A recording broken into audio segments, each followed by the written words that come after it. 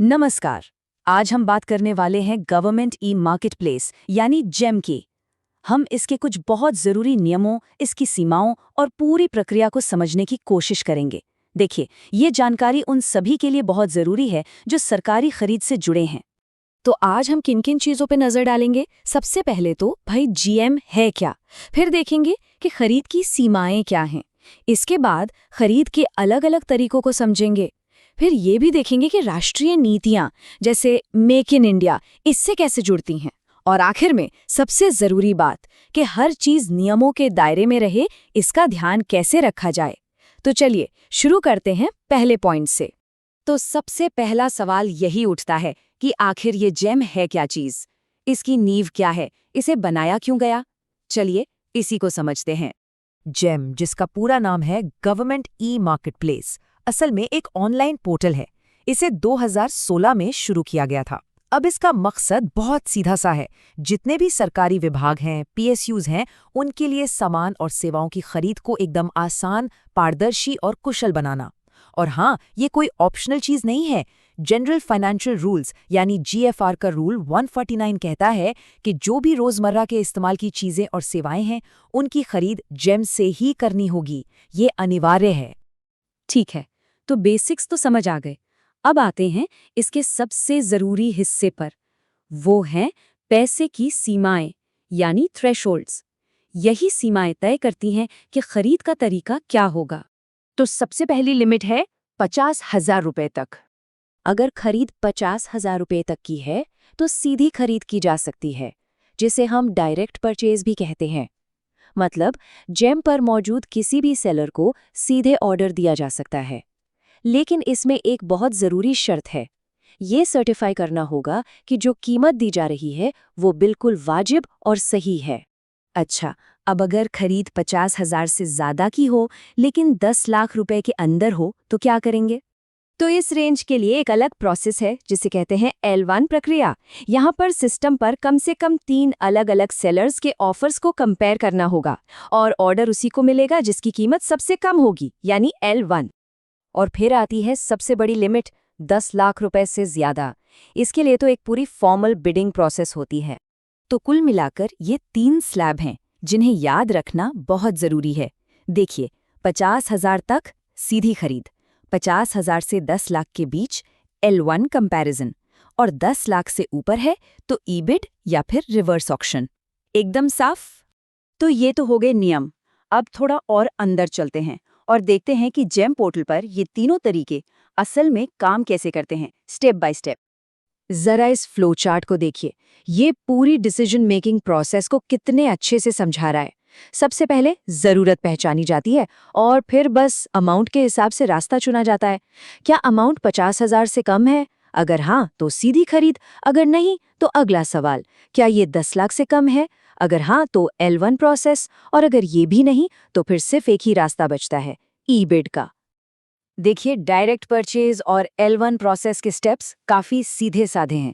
पहले तो तय कीजिए कि क्या चाहिए, फिर जेम पर सही सप्लायर ढूंढिए। हाँ, एक बात ध्यान रखने वाली है, अगर किसी वजह से सबसे सस्ते वाले को नहीं चुना जा रहा है तो उसका कारण बताना पड़ेगा। फिर बस अपने ऑफिसर से अप्रूवल लीजिए और ऑर्डर प्लेस कर दीजिए। सिंपल। लेकिन जब बात 10 लाख से ऊपर की खरीद की आती है तो मामला बदल जाता है। यहाँ कंपटीशन को बढ़ाने के लिए ई-बिड या रिवर्स ऑक्शन करना जरूरी हो जाता है। रिवर्स ऑक्शन तो बड़ा दिलचस्प होता है। इसमें सेलर्स रियल टाइम में एक दूसरे से होड़ करते हुए अपनी कीमतें घटाते हैं।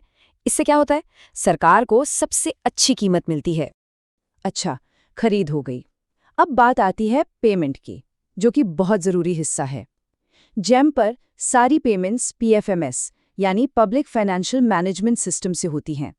प्रोसेस ये है कि खरीदार बिल बनाएगा, डीडीओ उसे अप्रूव करेगा और फिर PFMS के जरिए पैसा सीधा सेलर के खाते में पहुंच जाएगा ऑटोमेटिकली।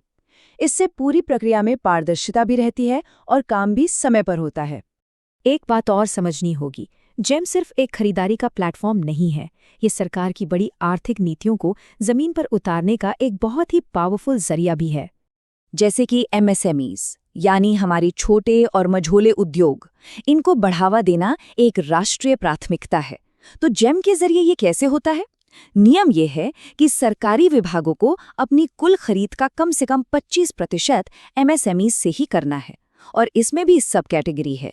4% SC/ST उद्यमियों से और 3% महिला उद्यमियों के लिए रिजर्व्ड है।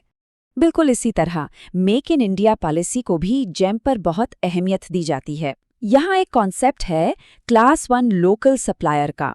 ये वो सप्लायर हैं जिनके प्रोडक्ट में कम से कम 50% हिस्सा लोकल यानी भारतीय है। अब इन्हें फायदा क्या मिलता है? मान लीजिए इनकी कीमत सबसे कम बोली लगाने वाले नॉन लोकल सप्लायर से 20% तक ज्यादा भी है तो भी ऑर्डर इन्हें ही मिल सकता है। ये एक बहुत बड़ा प्रोत्साहन है। तो हमने नियम देख लिए, प्रक्रियाएं समझ ली, अब आते हैं सबसे अहम मुद्दे पर, यानी कंप्लायंस। ये कैसे पक्का किया जाए कि हर खरीद नियमों के हिसाब से ही हो? इसके लिए ये कंप्लायंस चेकलिस्ट एक बेहतरीन टूल है। इसे अपनी पर्सनल चेकलिस्ट की तरह इस्तेमाल कर सकते हैं। बस खुद से कुछ सवाल पूछिए। क्या बजट और सैंक्शन ऑर्डर मिल गया? टिक। क्या सही थ्रेशहोल्ड का पालन किया गया और ऑर्डर को तोड़ा तो नहीं गया? टिक। क्या एमएसएमई और मेक इन इंडिया पॉलिसी का ध्यान रखा गया? टिक। क्या सारे जरूरी कागजात तैयार हैं? टिक। और क्या पेमेंट पीएफएमएस से हुई? टिक।